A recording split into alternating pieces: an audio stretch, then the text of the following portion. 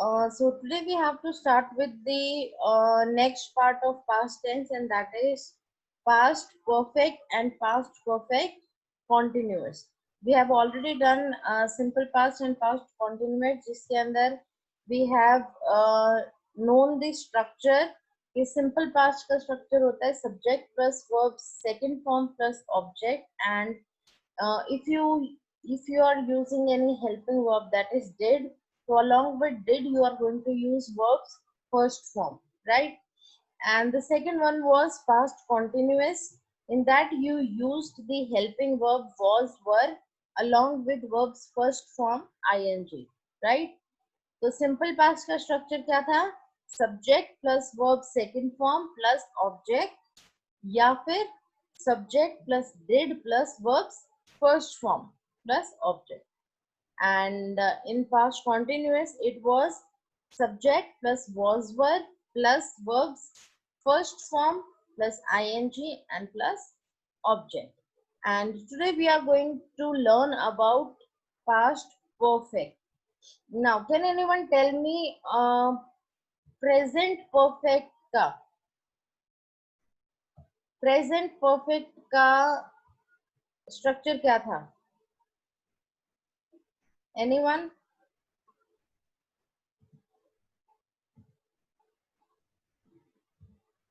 What was the structure of present perfect? Anyone? चलो no problem. Present perfect के अंदर क्या था? सब्जेक्ट प्लस हैज हैव हम लगाते थे, राइट? तो यहाँ पर क्या है, सिर्फ हैज हैव की जो पास्ट फॉर्म होती है हैड वो लग जाएगी, बाकी structure will remain the same. Okay, so let's read about a past perfect.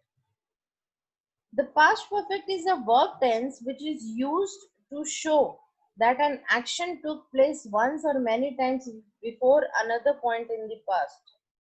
Now see, होता क्या है कि फॉर एग्जाम्पल सिंपल पास्ट में भी हम पास्ट में कोई इवेंट हो चुका होता है, कोई पॉइंट कोई काम हो चुका होता है, उसके बारे में बात करते हैं, and same goes for past perfect as well. लेकिन यहाँ पर होता क्या है कि दूसरा काम शुरू होने से पहले हम उससे पहले जो काम खत्म हो चुका है उसके बारे में बात करते हैं, ठीक है? For example, you had studied English before you moved to New York. मतलब न्यूयॉर्क जाने से पहले, अब वो न्यूयॉर्क गया है वो भी पास्ट टेंस है, पास्ट का एक्शन है, लेकिन उससे पहले उसके इंग्लिश सीखने का जो प्रोसेस था वो भी कंप्लीट हो चुका है. So basically we are talking about two actions जो कि दोनों के दोनों पास्ट में हुए हैं. लेकिन you moved to New York simple past है, लेकिन यू हैड स्टडीड इंग्लिश ये जो है आपका परफेक्ट सेंटेंस है, बिकॉज एक एक्शन बिल्कुल कंप्लीटली परफेक्टली कंप्लीट हो चुका है, इसीलिए हम उसमें परफेक्ट का यूज करते हैं, ठीक है? Now see past perfect forms. अब पास्ट परफेक्ट की फॉर्म बनाने के लिए हम क्या करते हैं? हैड प्लस वर्ब की सेकंड फॉर्म या थर्ड फॉर्म, कौन बताएगा? जल्दी बताओ. I am not going to tell you, आपके सामने लिखा भी हुआ है. Third form. Third form, correct. So we use third form along with had, और वही हमने प्रेजेंट परफेक्ट में किया था. हैज हैव के साथ हमने थर्ड फॉर्म लगाए थे, यहाँ पर हम हैड के साथ थर्ड फॉर्म लगा रहे हैं, because we are talking about an action जो कि पास्ट में था, कंप्लीट हो चुका है, और उसके बाद दूसरा एक्शन भी स्टार्ट होकर कंप्लीट हो चुका है, ठीक है? Now let's have a quick reading about the uses. Completed action before something in the past, मतलब पास्ट में कोई एक्शन शुरू होने से पहले दूसरा एक्शन भी खत्म हो चुका है. I had never seen such a beautiful beach before I went to पुआई.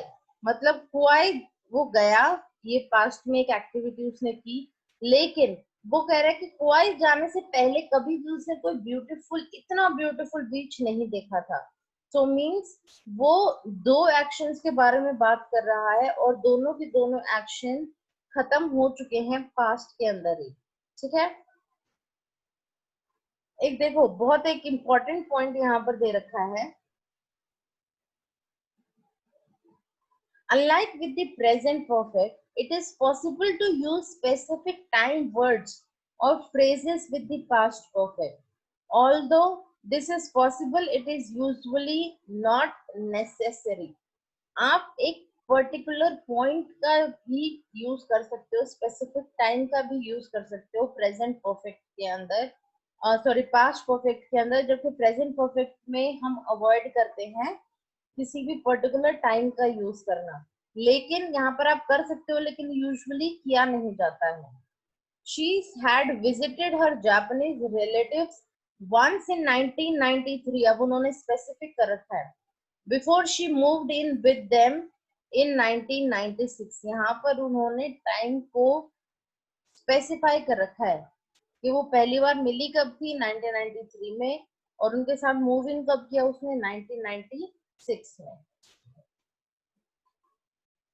Moreover, if the past perfect action did occur at a specific time, देखो अब ये एक चीज है कि बहुत बार ऐसा होता है कि जब आप स्पेसिफिक टाइम की बात कर रहे होते हैं, ठीक है, और स्पेसिफिक टाइम में आप बिफोर या आफ्टर का यूज करते हैं, तो when you are using before and after, तो देयर इज अ पॉसिबिलिटी कि आप उसमें सिंपल पास्ट टेंस का भी यूज कर सकते हैं।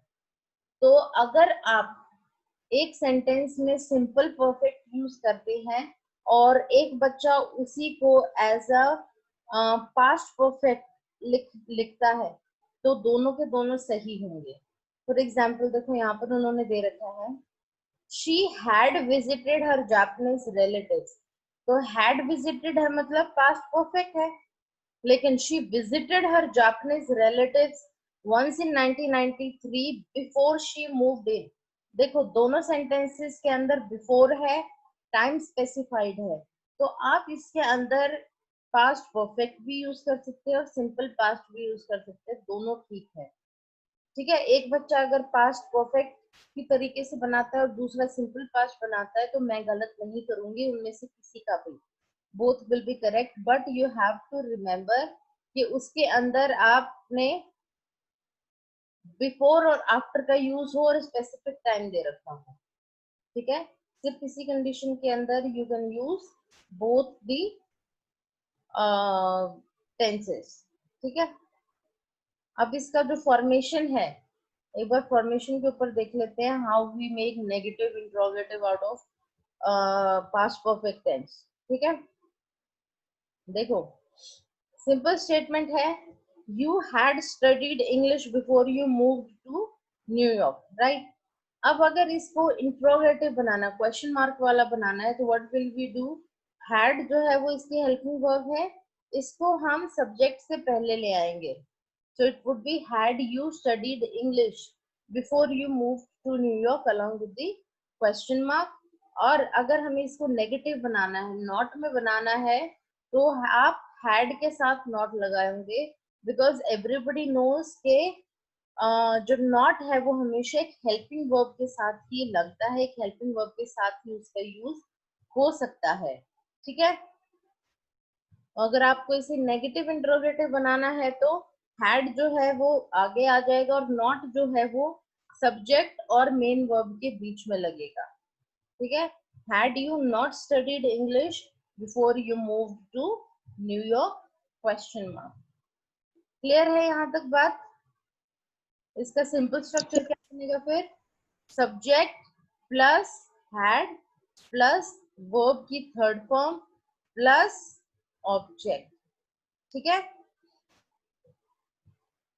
अब हम बात करेंगे नेक्स्ट टेंस की, जो कि है पास्ट परफेक्ट कॉन्टिन्यूअस। देखो अब एक चीज ध्यान से सुनना, मैंने जब प्रेजेंट कराया था तब भी आपको बताया था कि प्रेजेंट परफेक्ट कॉन्टिन्यूअस जो है वो प्रेजेंट परफेक्ट से और प्रेजेंट कॉन्टिन्यूअस से मिलकर बना है। Same goes here, past perfect और पास्ट कॉन्टिन्यूअस इन दोनों ने मिलकर पास्ट परफेक्ट कॉन्टिन्यूअस को बनाया है. So we will take something from both the structures and we will form a new structure जो कि पास्ट परफेक्ट कॉन्टिन्यूअस को रिप्रेजेंट करेगा. ठीक है, तो देखो सबसे पहले हम इसकी डेफिनेशन देखते हैं. The past perfect continuous, which is obviously also known as past perfect progressive, क्योंकि हम continuous को progressive भी बोलते हैं, is a verb tense which is used to show that an action started in the past में एक action शुरू हुआ था, and continued up to another point in the past, उसके next point तक वो चालू रहा. ठीक है, पास्ट परफेक्ट कॉन्टिन्यूअस की फॉर्म. अब इसकी फॉर्मेशन क्या होती है? The past perfect continuous is formed using had, जो कि आपका पास्ट परफेक्ट का है. अब देखो एक चीज ध्यान से सुनना, बीन कहाँ से आया? जब हमने हेल्पिंग वर्ब्स की थी तो हमने बोला था कि कॉन्टिन्यूअस के अंदर चाहे वो पास्ट है चाहे वो प्रेजेंट है, दोनों के अंदर बी की फॉर्म्स लगते हैं, राइट? एंड बी की forms is, am, are, was, were, has, have, had ये होती है, राइट? अब हमने had, have यहाँ पर यूज कर लिया है had, क्योंकि वो पास्ट परफेक्ट में यूज होता है, राइट? लेकिन कॉन्टिन्यूअस की हेल्पिंग वर्ब भी यूज करना जरूरी है. अब कॉन्टिन्यूअस की हेल्पिंग वर्ब करेंगे तो एक साथ दो हेल्पिंग वर्ब आ नहीं सकती, और ऊपर से थर्ड फॉर्म में होनी चाहिए. तो व्हाट वी विल डू, कि जो बी है हम बी को ही थर्ड फॉर्म में कन्वर्ट कर देंगे and that will make it the been, be being been. Okay, तो इसका जो स्ट्रक्चर है वो बन जाएगा subject plus had plus been plus verbs first form plus ING plus object, और इसके साथ हम सिंस और फॉर का भी यूज करते हैं. ठीक है, और सिंस और फॉर को हमने बहुत अच्छे से कवर किया था when we were doing present tense, right? अलग से मैंने आपको इनका डिफरेंस भी बताया था कि सिंस कहाँ यूज होता है, फॉर कहाँ पर यूज होता है. Since is used for a particular point of time, जब आपको एक पर्टिकुलर टाइम का पता हो, लेकिन फॉर यूज होता है जब आप एक पीरियड ऑफ टाइम के बारे में बात कर रहे हो. ठीक है, I have been teaching in RPS since March. ठीक है, and I have been teaching in RPS for 2 months. तो आपने एक पीरियड ऑफ टाइम के 2 महीने से तो आपने फॉर का यूज किया, लेकिन आपको एक पर्टिकुलर टाइम पता है, मार्च से पढ़ाना स्टार्ट किया था, then you will use since for that. ठीक है, एंड इसका स्ट्रक्चर हम ऑलरेडी डिस्कस कर चुके हैं. Subject plus had plus been, verbs first form ING plus object since and for. देखो अब इसका वही है, नेगेटिव इंट्रोगेटिव अगर बनाना है तो you had been waiting there for more than 2 hours. देखो 2 घंटे से ज्यादा, पीरियड ऑफ टाइम, इसलिए उसने फॉर का यूज किया है. ठीक है, अब इसी को अगर इंट्रोगेटिव बनाना है तो हैड आगे चला जाएगा, और नेगेटिव बनाना है तो हैड के साथ नॉट का यूज हो जाएगा. Is that clear everyone?